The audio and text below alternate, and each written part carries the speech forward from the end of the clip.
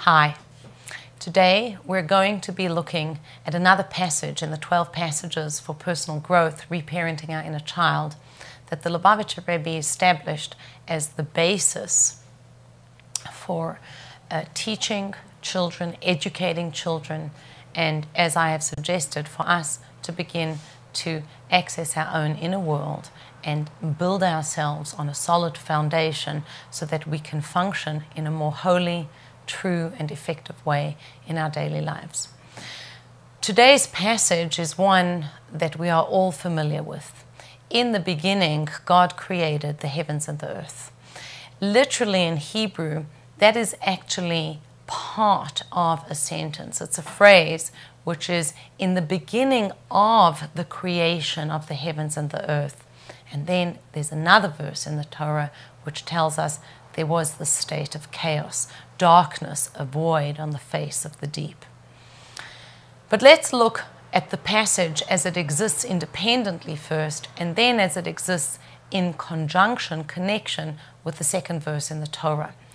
Why is it important to tell a child, for us to tell ourselves, the world has a creator? Obviously, because if there is a creation, it means that there is a purpose. A person can walk around in this world and say, well, solid earth theory, the world has existed forever. Logically, I don't quite understand how that makes sense. Today, people don't subscribe to that, and even the Big Bang Theory speaks about a beginning. There was this moment that was a Big Bang. It just doesn't go back to that instant before the Big Bang, which is, where did that come from? Where did all of that originate? So we want to inculcate in our consciousness this world has a beginning. And I want to share something. We tend to think of the world, we've been taught, many of us, that the world has existed for millions and millions of years. That kind of distances us from our Creator, from our purpose. When we say to ourselves, well, today we can say the world is 5,770 years and a couple of months old. That puts us in a very different position from someone who says the world is millions of years old. I have a friend who actually became observant and got involved in studying as a result of finding out how old the world was. She went to a class and the rabbi said the world is 5,760x years old. And she was so astonished that there was this short, contracted period of time between us and the beginning. It made her feel more powerful. It made her feel more important. It made her feel more connected to God. And she couldn't get over the fact that Jews have a tradition that says exactly how many years, months, weeks, days, and hours old the world is. So we could say to ourselves, well, how many generations between me and the giving of the Torah? And someone is likely to say thousands of generations. Well, it's thousands of years, but it's not thousands of generations. It's 150, 175, depending on how you counted generations back. So when we contract this time, it makes us closer to God, and that capsule gives us a sense of real focus. This verse is also about purpose. It tells us what the purpose of creation is and what our personal role in that creation is. So as I mentioned, in the beginning, God created the heaven and the earth is actually to be rephrased as in the beginning of the creation. What was going on? There was darkness on the face of the deep. Chassidut, Kabbalah explains that there is this genesis, this point of departure. Bereshis is connected to the word Rosh, head. Beginning in consciousness, the beginning of our own awareness of existence. For God, nothing is new. Creation is a manifestation for us, for the recipient. We come into existence and almost automatically we are thrust into a realm of darkness. So if you're a little baby, That darkness might just be you're hungry and your mother's not available to nurse you. And as you grow, there are different challenges, and they become sometimes more complex as we grow older, because we also become more self-deceptive. Our ego and our language changes.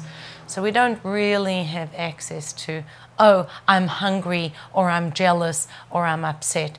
Whatever the circumstances, we are thrust into the choshech al pnei tehom, this darkness that is hovering on the face of the deep.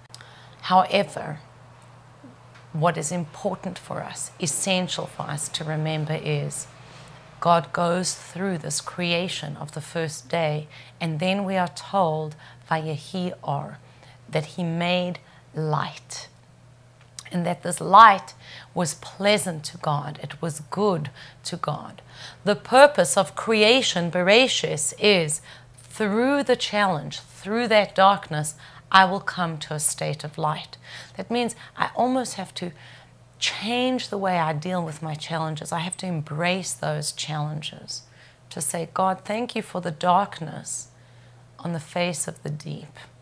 Can I humble myself in that place of darkness so that I can take the lesson? Because my whole purpose here is to become closer to my Creator, to move away from this delusion that I exist separately from Him, to bind myself with His essence.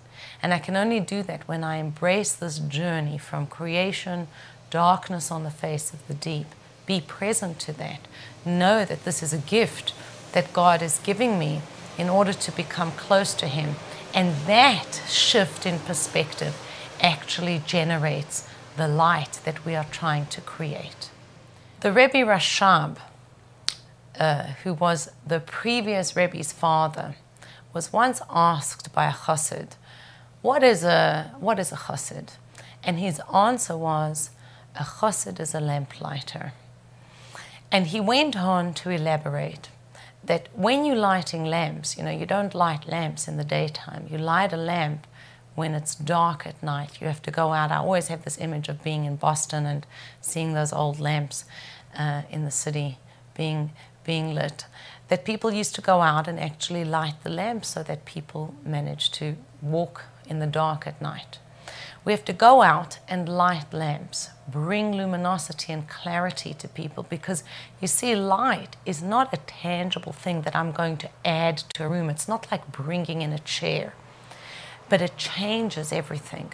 I bring in light. And then the Rebbe said, even if someone is lost in a desert, you have to go out into the desert in order to save that person, to help the person, bring the light into the barren place of the desert. And that could mean a person is in their own personal barrenness, their own landscape, feeling lost.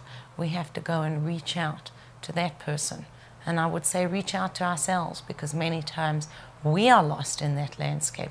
Reach out and bring light. This is the mission of Bereshis, that I have to generate a whole new world in this world. And lastly, the Rebbe said, and even if that person is in the ocean, is lost and forlorn in the ocean, you have to take the light there, which seems to be a diametric opposite. How do you take fire into the ocean, into water, and isn't it dangerous? Aren't we endangering our life? That's the extent. It illustrates the extent to which we have to be committed to this mission of Bereshis that is outlined in this week's passage. The word Bereshit is an unusual word. We would expect the Hebrew word to be betchila, at the beginning, but the word that is used is Bereshit, and it can be broken up into two parts. One is the letter bet, which has the numerical value of 2. And then the word Reshit, which is heads, 2 heads. The world was created for 2 heads, for 2 purposes. One is for the Jewish people, and the other is for the sake of the Torah. This does not mean in any way that we can dismiss the nations of the world. In fact, it's talking about a unique kind of service. The Jewish people are expected to really get to work, pick themselves up, and do that inner work and the outer work, using the Torah in order to transform this world where we find darkness hovering on the face of the deep. And sometimes it's really dark and really deep, and we have to bring light.